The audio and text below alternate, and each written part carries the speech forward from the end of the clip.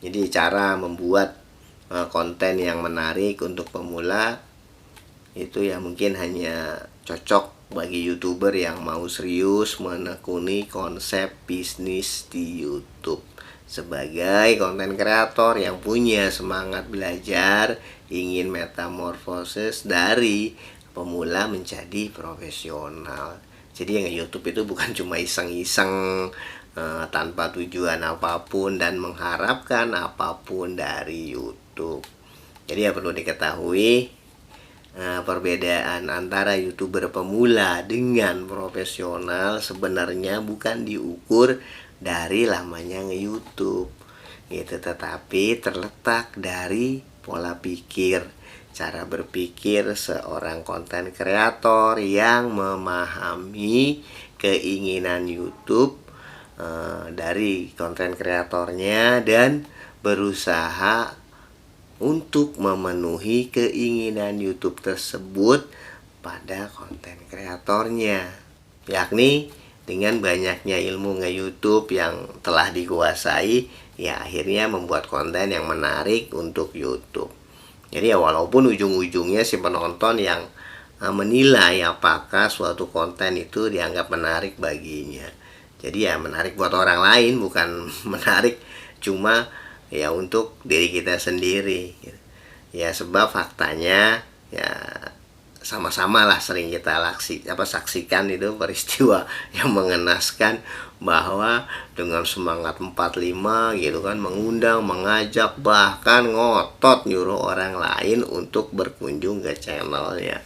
Tetapi sampai di sana itu kita cuman disuguhin sama konten yang nggak penting, sama sekali nggak ada unsur entah itu edukasi, informasi, hiburan, manfaat ya, atau hal-hal lain yang membuat sajian video tersebut itu jadi menarik untuk disimak gitu ya, baik itu dari sisi ide, gagasan, kualitas perekaman, narasi, proses editing, atau ya unsur lain yang bisa bikin video itu jadi menarik gitu. Jadi ibaratnya kita nih jauh-jauh dari itu datang kan, namu gitu ya, gitu diundang lagi itu ya cuma disuguhin sama remukan rengginang, terus kopinya juga sindang alias kopinya setitik, banyune sedandang.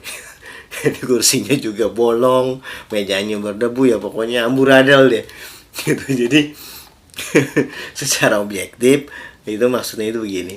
Jadi penonton akan menilai apakah suatu video itu dibuat cuma sekedar iseng-iseng atau sekedar memenuhi konsistensi frekuensi upload video.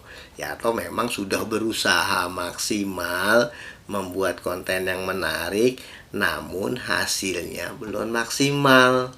Nah, berangkat dari contoh peristiwa miris barusan yang biasa sama-sama kita lihat dan kita jumpai itu ya, maka saya luncurkan rumus cara membuat konten yang menarik untuk YouTube. Jadi pertama, kontennya itu harus original. Jadi sehebat apapun suatu konten video, tapi jika itu adalah buah karya orang lain, itu sama aja memanfaatkan sesuatu yang bermanfaat tetapi tidak mau memanfaatkan potensi yang bermanfaat di dalam dirinya. Ya, jadi ya padahal jika memang lagi buntu ide gitu kan ya, maka ya manfaatkan budaya nyontek gitu. Misalkan dengan YouTube walking gitu ya, dan baca-baca atau apalah terserah gitu. Jadi ya tapi jangan salah paham nih, nyontek itu maksudnya itu melihat sesuatu hal untuk ditiru gitu. Jadi ya sedangkan kalau nyalin itu kan namanya plagiat gitu. Jadi ya sama sekali tidak ada kreativitas di dalamnya. Bahkan YouTube juga memperbolehkan kita kok gitu untuk menggunakan konten dari orang lain gitu untuk dijadikan sebagai video kita gitu. Ya, tapi ya di dalamnya itu ya ada esensi baru atau hal-hal ya manfaat baru gitu yang kita tanamkan ke dalamnya. Ya misalnya Itu berupa opini, komentar, pendapat, editing, modifikasi ya, dan hal kreatif lain yang membuat video jadi unik dan beda dengan konten aslinya. Ya misalnya video apa itu, reaksi, terus juga ya video berita yang materinya diambil dari video lain namun digarap ulang. Dan juga video apa tuh, komentar olahraga. Ya contoh videonya misalkan video pertandingan sepak bola yang kita komentari gitu kan. Terus juga ya termasuk juga video tutorial yang lagi Anda simak ini. Itu kan materinya ini saya ambil nih, itu dari artikel di blog saya. Terus ya kemudian saya sajikan dalam versi YouTube. Kalau di sana yang saya bicarakan itu untuk versi website atau blog. Jadi ya kalau Anda penasaran mau lihat-lihat atau mau jalan-jalan ke sana, ya alamatnya itu ada di sini. Silahkan dinikmati artikel-artikelnya. Mohon maaf kalau mungkin ya kurang sempurna gitu ya, amburadul lah. Jadi ya bisa Anda maklumin aja. Jadi nyontek yang dimaksud ini itu adalah seperti kita itu sekolah. Kita belajar sama guru kita gitu kan, ilmunya itu kita serap, setelah itu kita praktekkan di kehidupan sosial sehari-hari. Ya, atau kita mendengar ceramah gitu dari suatu acara, terus kemudian hal itu yang kita dapat ya padahal isinya itu sama, materinya itu sama gitu, tetapi kita sampaikan lagi dengan bahasa kita sendiri itu ya, itu yang namanya nyontek. Kalau yang namanya nyalin itu atau reuploader itu benar-benar plagiat. Jadi gimana itu mentah-mentah diambil gitu kan, terus jadi posting lagi begitu gitu, cuma diganti judul aja sedikit gitu. Jadi kan nggak ada unsur kreativitasnya. Jadi ya cara membuat konten yang menarik untuk pemula. Kedua itu ya kontennya juga harus unik gitu, jadi punya nilai unik yang menonjol dan menarik perhatian.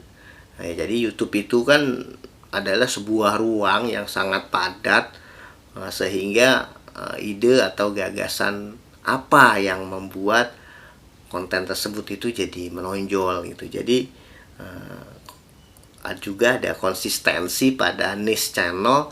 Bahkan baju yang biasa kita pakai gitu untuk nge-YouTube itu juga bagian dari identifikasi para audiens.